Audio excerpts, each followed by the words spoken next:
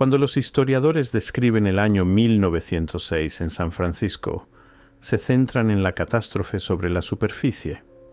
El violento terremoto que golpeó a las 5:12 de la madrugada, los incendios que consumieron la ciudad durante 3 días, la devastación que dejó más de 400 manzanas en ruinas.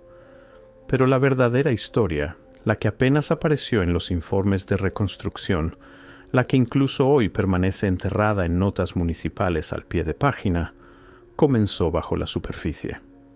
Empezó con una operación masiva de limpieza.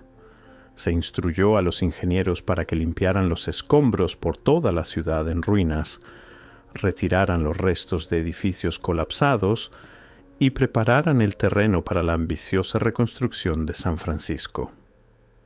Mientras la nación observaba cómo la ciudad resurgía de las cenizas, el objetivo era práctico: estabilizar el terreno, evaluar el daño y determinar si la tierra podría soportar el peso de una metrópoli reconstruida.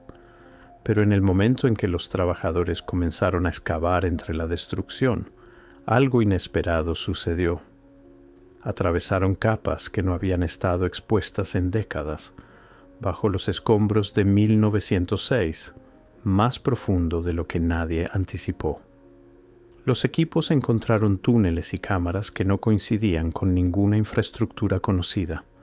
Su escala era inmensa, su construcción era inusual y la mampostería no se parecía a nada en la historia documentada de San Francisco, ni siquiera se parecía a la construcción de la era victoriana que supuestamente había definido la ciudad.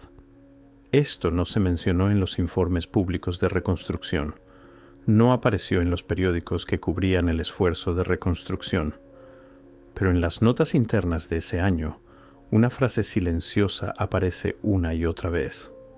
Túneles preexistentes, profundidad inesperada, origen desconocido.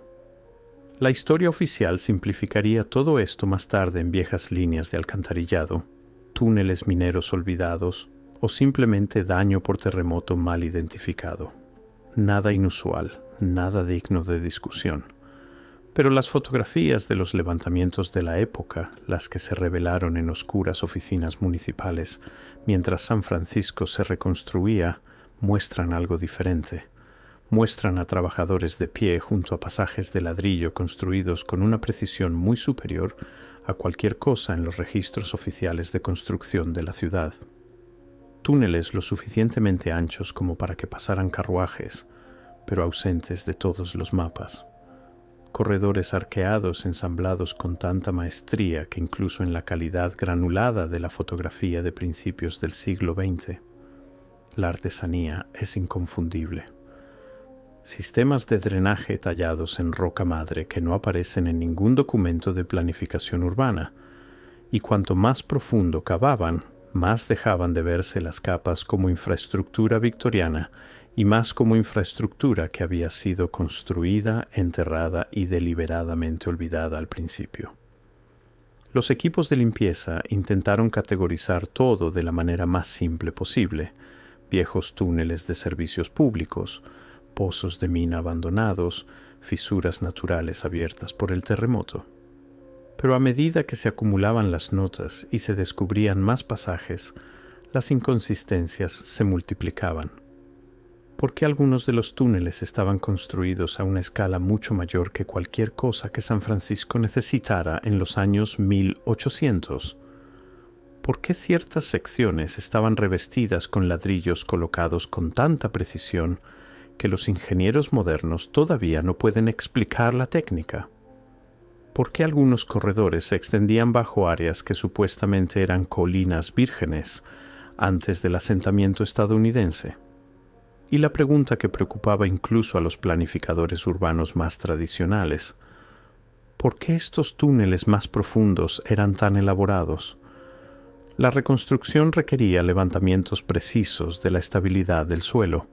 Sin embargo, la infraestructura subterránea bajo partes del centro, North Beach y el distrito financiero parecía construida para una ciudad mucho más grande y mucho más antigua que el San Francisco del registro público. Los equipos de limpieza admitían silenciosamente entre ellos que la profundidad y la escala no coincidían con ningún cronograma de construcción que conocieran.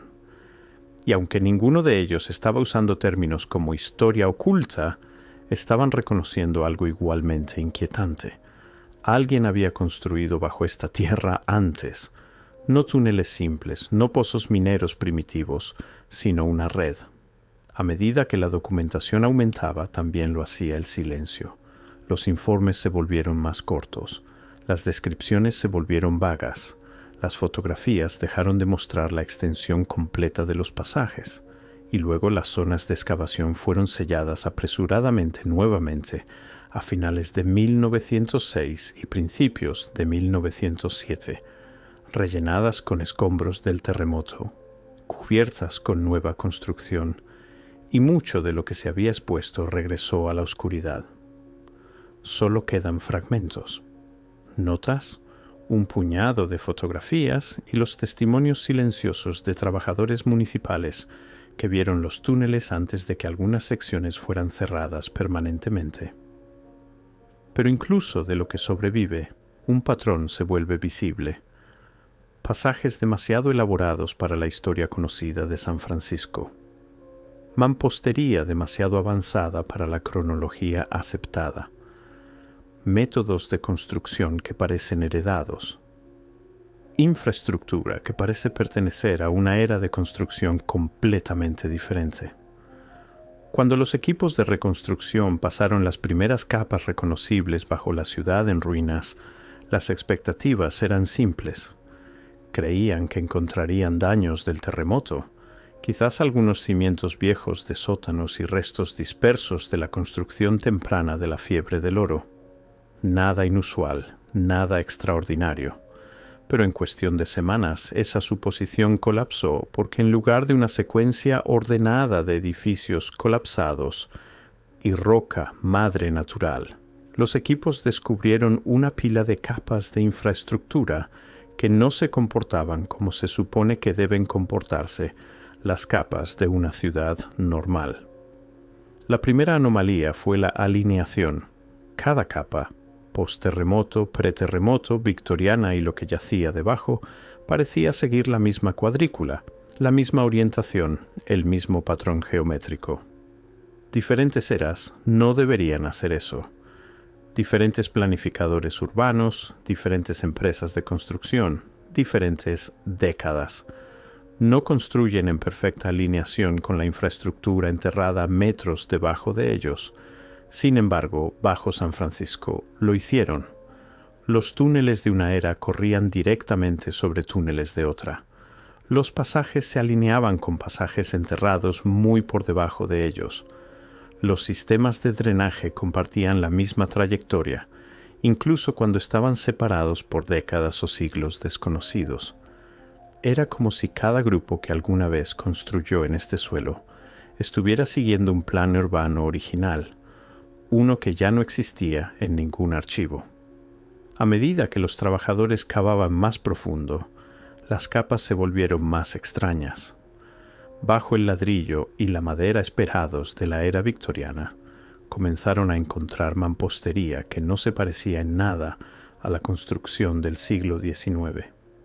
Pasajes mucho más grandes, mampostería mucho más ajustada, sistemas que parecían demasiado matemáticamente precisos para cualquier cosa en la cronología documentada de San Francisco. Algunos túneles parecían casi sobredimensionados, cámaras perfectamente arqueadas con curvatura impecable, elaboradas con una precisión que no coincidía con los métodos de construcción de la California de la era de la fiebre del oro. Y luego vino el descubrimiento que desconcertó incluso a los ingenieros más experimentados. Secciones enteras de los túneles más profundos estaban llenas de lodo endurecido y sedimento empacado tan densamente que tomó días excavarlo. Capa tras capa de tierra comprimida, como si estos pasajes hubieran sido deliberadamente enterrados o hubieran sido sumergidos y llenados naturalmente con el tiempo.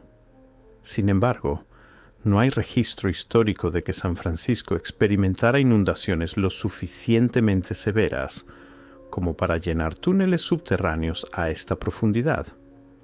Ningún mapa que muestre vías fluviales antiguas bajo estos puntos específicos.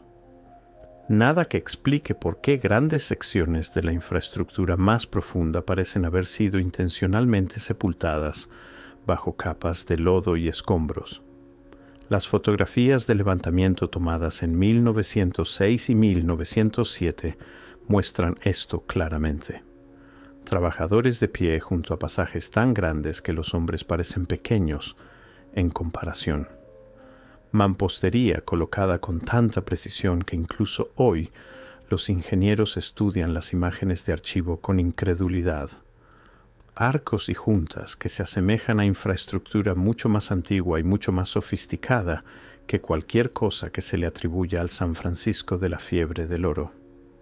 Pero el detalle más inquietante no era lo que aparecía en las fotografías, era lo que no aparecía en los archivos. Los informes oficiales de reconstrucción escritos en los años posteriores al terremoto apenas mencionan estas características. Algunos dibujos omiten los túneles más profundos por completo. Ciertas capas de infraestructura se resumen con términos vagos como servicios públicos preexistentes o construcción anterior, aunque las fotografías muestran que eran mucho más complejas que eso. El silencio es difícil de pasar por alto, porque si estas capas más profundas realmente pertenecen a periodos históricos conocidos, ¿por qué no se describieron en detalle? ¿Por qué no se documentaron minuciosamente las técnicas de construcción inusuales? ¿Por qué las fotografías se dispersaron por los archivos de la ciudad en lugar de reunirse en un informe municipal integral? Incluso parte de la mampostería planteó preguntas. Juntas demasiado ajustadas, superficies demasiado lisas, patrones demasiado uniformes, marcas que parecen menos ladrillos colocados a mano y más construcción de precisión producida en masa. Construcción que, según la cronología convencional, no existía cuando se suponía que esos túneles fueron construidos. Lo que los equipos de reconstrucción descubrieron fue una infraestructura que no coincidía con la construcción de la fiebre del oro, no coincidía con la ingeniería victoriana y ni siquiera coincidía consigo misma en diferentes profundidades. En cambio, formaba un lenguaje arquitectónico extraño, uno que parecía provenir de múltiples eras, pero que de alguna manera permanecía unificado, alineado e imposiblemente sofisticado. El primer impacto vino con las cámaras mismas. Estos no eran túneles mineros toscos o pasajes de servicios estrechos. Eran espacios perfectamente abovedados, habitaciones con proporciones exactas, arcos que mantenían su curvatura impecablemente a través de las décadas, y bóvedas de ladrillo dispuestas con coherencia, casi como los restos de un plan maestro de infraestructura que ya no existe en ningún archivo.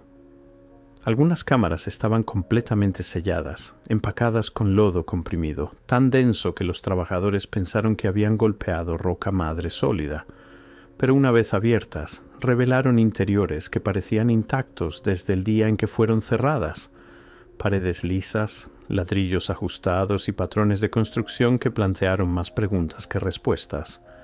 Y luego vino la característica que todavía desconcierta a los investigadores hoy: los pozos de acceso circulares gigantes. Oficialmente, fueron etiquetados más tarde como pozos antiguos o sumideros naturales, pero nada en ellos se ajusta al diseño típico de pozos o a la formación geológica. Eran demasiado simétricos, demasiado profundos y demasiado perfectamente cilíndricos, como si hubieran sido cortados con herramientas capaces de mantener una redondez impecable durante docenas de metros de profundidad. Algunos pozos eran lo suficientemente anchos como para que múltiples trabajadores descendieran uno al lado del otro. Otros se estrechaban gradualmente, casi como sistemas de ventilación o puntos de acceso mecánico para maquinaria. Los trabajadores de 1906 los describieron en correspondencia privada como pasajes verticales de ingeniería, no pozos, sino estructuras con un propósito deliberado, aunque nadie podía decir cuál podría haber sido ese propósito. Otra anomalía apareció en la ubicación de ciertas estructuras de soporte. Estas no estaban simplemente sosteniendo las calles de arriba, muchas estaban posicionadas de maneras que no tenían sentido de ingeniería para el San Francisco victoriano. Pilares de ladrillo masivo sosteniendo secciones que parecían no necesitar refuerzo. Muros de cimentación que se extendían mucho más allá de la huella de cualquier edificio documentado sobre ellos. Creaba una posibilidad incómoda. La ciudad sobre el suelo puede que no simplemente descanse sobre roca madre natural. Puede estar sentada sobre algo mucho más grande, una infraestructura cuya extensión nunca fue registrada, nunca fue mapeada y nunca fue explicada en la historia oficial de San Francisco. Cuanto más profundo cavaban los trabajadores, más extraños se volvían los hallazgos. Aparecieron túneles de ladrillo con paredes perfectamente rectas. Algunas superficies estaban vidriadas, lisas, casi reflectantes. Otras mostraban pasajes de corte preciso tan uniformes que los ingenieros de construcción modernos todavía debaten qué métodos podrían haberlos producido. Pero el descubrimiento que causó más confusión fue la presencia de rieles metálicos incrustados en los pisos de túneles, que supuestamente antecedían a cualquier sistema de rieles en San Francisco. Algunos rieles se veían corroídos, oxidados o fusionados al ladrillo. Sin embargo, se encontraron en capas supuestamente más antiguas que las primeras líneas de tranvías de la ciudad. La explicación oficial ofrecida más tarde, vías de carritos mineros abandonadas, restos industriales olvidados. Pero eso no explica por qué los rieles aparecen en túneles, bajo áreas que nunca fueron documentadas como sitios mineros, y por qué corren en patrones organizados, no colocados al azar, sino alineados como la infraestructura de un sistema de tránsito que nunca fue oficialmente construido. Poco después de estos descubrimientos, algo inusual comenzó a suceder. Los túneles fueron sellados nuevamente. Los pasajes fueron rellenados. Secciones profundas de los sitios fueron cortadas de mayor exploración. Algo de esto fue oficialmente etiquetado como preocupaciones de seguridad estructural, necesarias para prevenir colapsos durante la reconstrucción, pero las decisiones sobre qué túneles sellar primero y qué áreas enterrar permanentemente plantearon preguntas silenciosas entre los observadores, porque los pasajes que fueron cerrados inmediatamente siempre fueron los que más desafiaban la cronología oficial. Las cámaras perfectamente abovedadas, los pozos circulares masivos, los sistemas de rieles inexplicables, los elaborados corredores de ladrillo que parecen continuar mucho más allá de la zona de excavación. Estos túneles fueron quizás el hallazgo más misterioso de todos. No eran pasajes aleatorios. Eran parte de una red organizada, una cuadrícula de infraestructura que parecía menos túneles mineros improvisados y más una ciudad planificada bajo la ciudad. Alineados, medidos, sistemáticos, como si alguna vez se conectaran a un sistema subterráneo mucho más grande, uno que se extendía bajo San Francisco mucho antes de que cualquier ciudad que reconozcamos existiera en la superficie. Y sin embargo, casi tan pronto como fueron descubiertos, muchos fueron sellados nuevamente. Sus entradas bloqueadas, su propósito inexplorado, su existencia silenciosamente removida de los mapas subsiguientes de la ciudad. Cuando estudias los últimos meses de las excavaciones de reconstrucción de 1906, algo se vuelve imposible de ignorar. Los proyectos no terminaron naturalmente. Fueron detenidos, no completados, no concluidos, detenidos. Cuanto más profundo iban los equipos de limpieza, más cambiaba el tono de sus notas. Las entradas tempranas eran prácticas, casi rutinarias, pero para mediados de 1907, el lenguaje se vuelve cauteloso, vago y extrañamente incompleto, como si alguien más de repente controlara lo que podía escribirse. Y aquí es donde comienza el misterio final, porque los últimos túneles que abrieron bajo San Francisco no eran ordinarios, No eran servicios públicos victorianos, no eran restos de la fiebre del oro, ni siquiera eran identificables. Eran algo completamente diferente. Múltiples informes, los pocos que sobrevivieron, describieron mampostería que de repente pasó de lo familiar a lo inexplicable. Paredes conjuntas tan ajustadas que no podías deslizar papel entre ellas.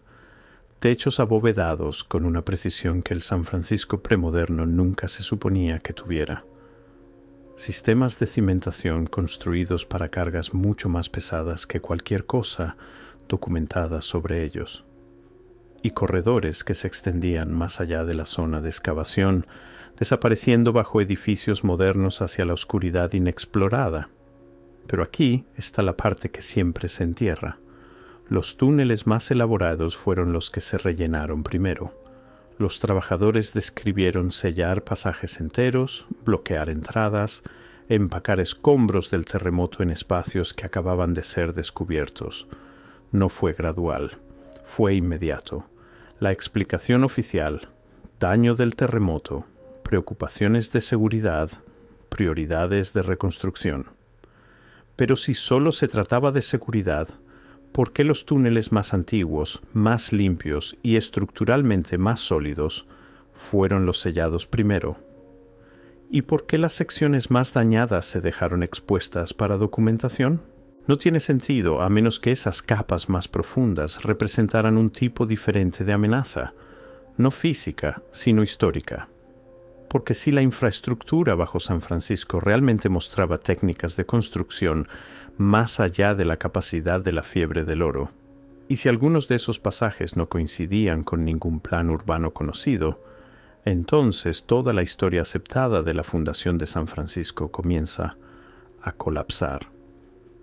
Imagina lo que significaría si el San Francisco moderno fue construido sobre algo mucho más antiguo, algo masivo, algo ingenierizado, algo que nosotros no construimos. Imagina lo que significa si los túneles llenos de lodo no fueron inundaciones naturales, sino intentos deliberados de pueblos posteriores para ocultar o reutilizar lo que vino antes. Y tal vez por eso los descubrimientos de 1906 fueron silenciosamente reenterrados, no para proteger los sitios, sino para proteger la narrativa. Las fotografías que sobreviven cuentan su propia historia. Trabajadores de pie junto a pasajes que parecen casi industriales, arcos que se asemejan a la ingeniería moderna, sistemas de drenaje demasiado sofisticados para su supuesta edad. Estos no son el tipo de descubrimientos que a los historiadores les gusta explicar, son del tipo que prefieren no hablar en absoluto, y eso nos lleva a la pregunta final. ¿Por qué la evidencia más profunda, la infraestructura más temprana, las capas más avanzadas fueron selladas nuevamente? Porque cuando das un paso atrás, el patrón se vuelve claro. La mampostería perfecta fue enterrada, los pozos circulares gigantes fueron enterrados, los sistemas de rieles inexplicables fueron enterrados, las cámaras abovedadas elaboradas fueron enterradas, las redes de túneles organizadas fueron enterradas, e incluso partes del registro fotográfico desaparecieron, casi como si la excavación hubiera revelado accidentalmente un capítulo de la historia que no se suponía que saliera a la superficie. Un capítulo más antiguo que la fiebre del oro, más antiguo que el asentamiento estadounidense, más antiguo que la narrativa que nos dieron. Y por un breve momento, en 1906, el terremoto abrió el suelo lo suficiente como para mostrarlo, pero en lugar de estudiarlo, lo cerraron nuevamente, lo sellaron, lo llenaron, lo olvidaron o fingieron hacerlo.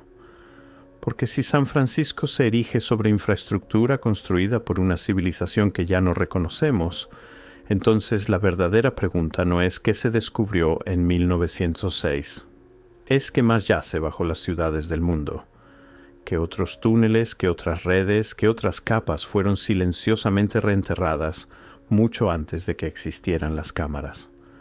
La excavación de 1906 no fue solo limpieza del terremoto, fue un vistazo, un breve vistazo accidental a una versión de la historia que nunca debimos ver. Gracias por ver. Y si encontraste esto interesante, Bueno, hay muchas más ciudades con historias como esta. Tal vez te vea en la próxima.